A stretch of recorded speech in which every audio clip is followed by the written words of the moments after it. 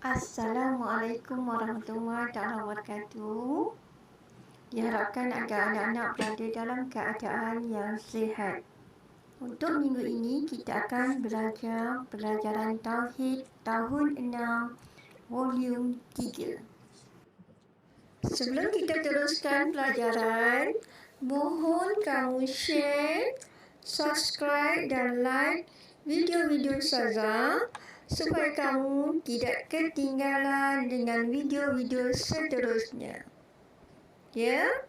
Okey, yang dah like, yang dah subscribe, saya ucapkan terima kasih. Untuk minggu ini, kita sambung semula dengan contoh-contoh perkara sam'iat yang seterusnya, iaitu syurga. Pengertian syurga ialah tempat balasan nikmat yang kekal abadi bagi orang yang beriman dan beramal soleh. Firman Allah SWT dalam surah Al-Bayyinah ayat 8, maksudnya, balasan mereka di sisi Tuhannya ialah syurga Adnin, tempat tinggal yang tetap, yang mengalir di bawahnya beberapa sungai. Kekallah mereka di dalamnya selama-lamanya. Allah redha akan mereka dan mereka pun redha serta bersyukur akan nikmat pemberiannya. Balasan yang demikian itu untuk orang-orang yang takut melanggar perintah Tuhannya. Kata kunci untuk syurga ialah tempat balasan nikmat yang kekal abadi. Manakala penerangan untuk syurga ialah di dalam syurga itu dijanjikan oleh Allah dengan berbagai nikmat yang indah. Antaranya mengalir sungai-sungai dari air susu, madu, arak. Minumlah kita sepuas-puasnya. Kemudian, apa sahaja yang kita inginkan, Allah akan tunaikan. Tapi, untuk masuk syurga bukanlah sesuatu yang mudah dan juga bukanlah sesuatu yang susah. Cuma kita di dunia ini hendaklah sentiasa melakukan amalan yang diperintahkan oleh Allah. Maka, masuklah kita ke syurga dengan rahmat Allah. InsyaAllah. Antara nama-nama syurga ialah 1. Al-Firdaus, 2. Adnin, 3. Darussalam, 4. Al-Na'im, 5. Al-Ma'wa. Syurga yang tertinggi sekali ialah Al-Firdaus. Seterusnya kita pergi kepada contoh perkara sam'iat yang seterusnya, iaitu neraka. Pengertian untuk neraka ialah tempat balasan azab yang kekal abadi bagi orang kafir dan balasan sementara bagi mukmin yang derhaka yang akan diseksa sekadar banyak dosanya.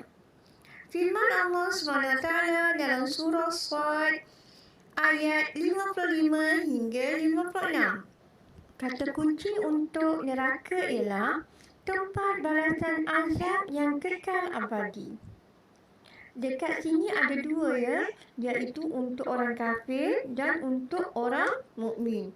Untuk orang kafir, mereka akan menerima balasan yang kekal abadi. Maksudnya duduklah di neraka untuk selama-lamanya.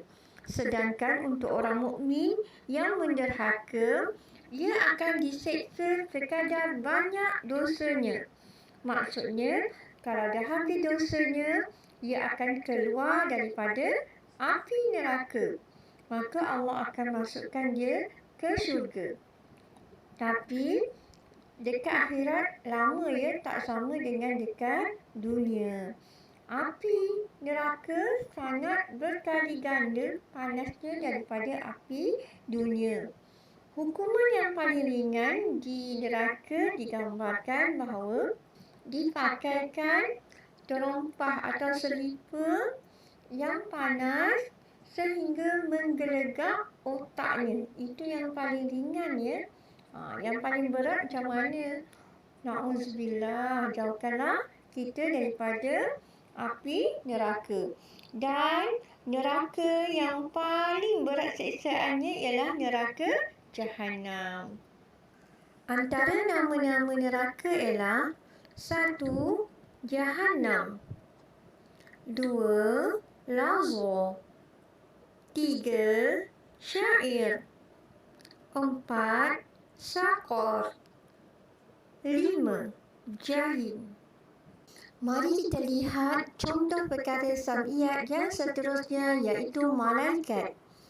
Pengertian malaikat ialah makhluk Allah yang dijadikan daripada cahaya dan terpelihara daripada maksiat. Mereka merupakan hamba Allah yang mulia, tidak sesekali menderhaka kepadanya, bahkan sentiasa mengerjakan apa yang diperintahkan kepadanya. Mereka boleh menyerupai berbagai bentuk dengan izin Allah. Firman Allah SWT dalam surah Fatir ayat 1, maksudnya, segala puji bagi Allah yang menciptakan langit dan bumi, yang menjadikan malaikat utusan-utusan yang bersayap 2, 3 dan 4. Kata kunci untuk malaikat ialah makhluk Allah yang dijadikan daripada cahaya. Malaikat merupakan makhluk Allah yang sangat taat, melakukan apa sahaja yang diperintahkan oleh Allah. Ia bukan lelaki, bukan perempuan. Tidak makan, tidak minum, tidak buang air besar, tidak tidur. Ia juga digambarkan sebagai makhluk yang bersayap. Ia terpelihara daripada melakukan maksiat dan dia juga boleh menyerupai dalam berbagai bentuk. Maksudnya, dia boleh menyerupai pokok, orang, ular atau sebagainya. Malaikat itu banyak ya, tetapi yang wajib diketahui ada 10 sahaja. Dan kita sebagai orang yang beriman wajib beriman dengan malaikat. Okey, sekarang kita tengok nama-nama malaikat dengan tugasnya. 1. Jibril. Tugasnya menyampaikan wahyu. 2. Mikail. Tugasnya membawa rezeki. 3. Israfil. Tugasnya meniup sangkakala. 4. Malakul Maut atau Israel. Tugasnya mencabut nyawa. 5. Raqib. Tugasnya mencatat amalan baik. 6. Atid. Tugasnya mencatat amalan buruk. 7. Munkar. Tugasnya menyoal mayat di dalam kubur. 8. Nakir. Juga tugasnya menyoal mayat di dalam kubur. 9. Ridwan. Tugasnya menjaga syurga. Dan 10. Malik. Tugasnya menjaga neraka. Untuk contoh sam'iyat yang seterusnya iaitu jin. Pengertian untuk jin ialah makhluk Allah yang dijadikan daripada api. Ada yang beriman dan ada yang kufur. Ia boleh menjelma dalam bentuk manusia, haiwan dan sebagainya. Firman Allah SWT dalam surah Ar-Rahman ayat 15 maksudnya, dan ia telah menciptakan jin dari lidah api yang menjulang-julang. Kata kunci untuk jin ialah makhluk Allah yang dijadikan daripada api. Di sini, jin ada 2 iaitu ada yang beriman dan ada yang kufur. Maksudnya ada jin Islam dan ada jin kafir. Ia juga boleh menjelma dalam berbagai bentuk. Contoh, dia boleh menyamar jadi manusia. Sekejap dia boleh menyamar jadi haiwan. Okey? Dan tapi kita tak nampak jin ni kan. Sebab tu dia dinamakan perkara sam'iyat. Allah ciptakan dia daripada lidah api yang menjulang-julang. Sekarang mari kita lihat contoh perkara sam'iyat yang seterusnya iaitu mizan. Pengertian mizan ialah alat untuk menimbang amalan yang dilakukan manusia atau jin ketika di dunia. Mereka yang berat timbangan kebaikan melebihi timbangan keburukannya, maka Allah masukkannya ke dalam syurga.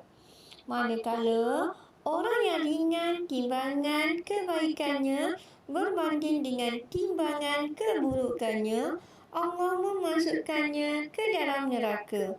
Firman Allah SWT dalam surah Al-Qari'ah ayat 6 hingga 9, maksudnya, setelah berlaku demikian, maka manusia akan diberikan tempatnya menurut amal masing-masing.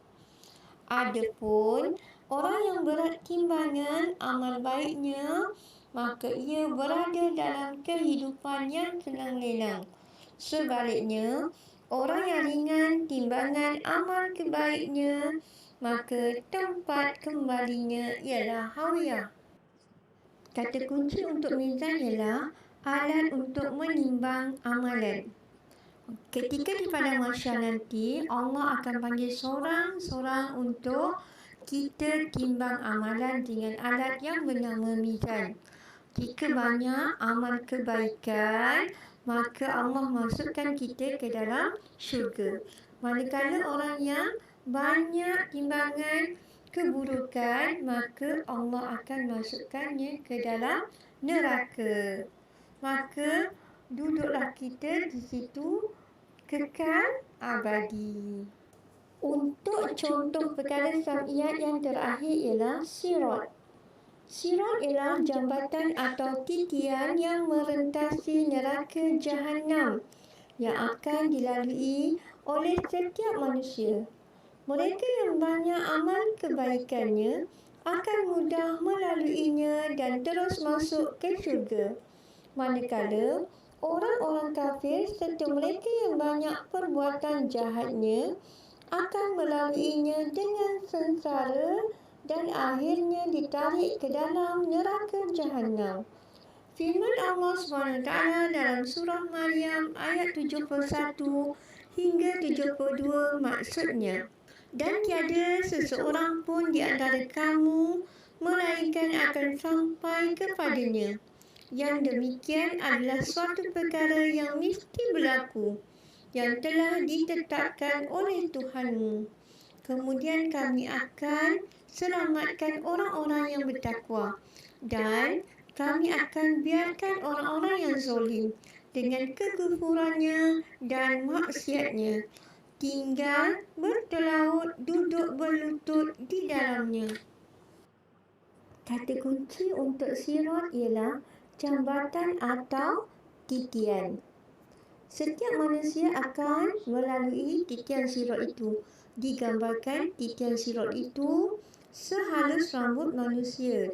Ambil rambut manusia itu sehelai, kemudian dibelah 7. Satu daripada belahan tersebut itulah digambarkan titian sirat.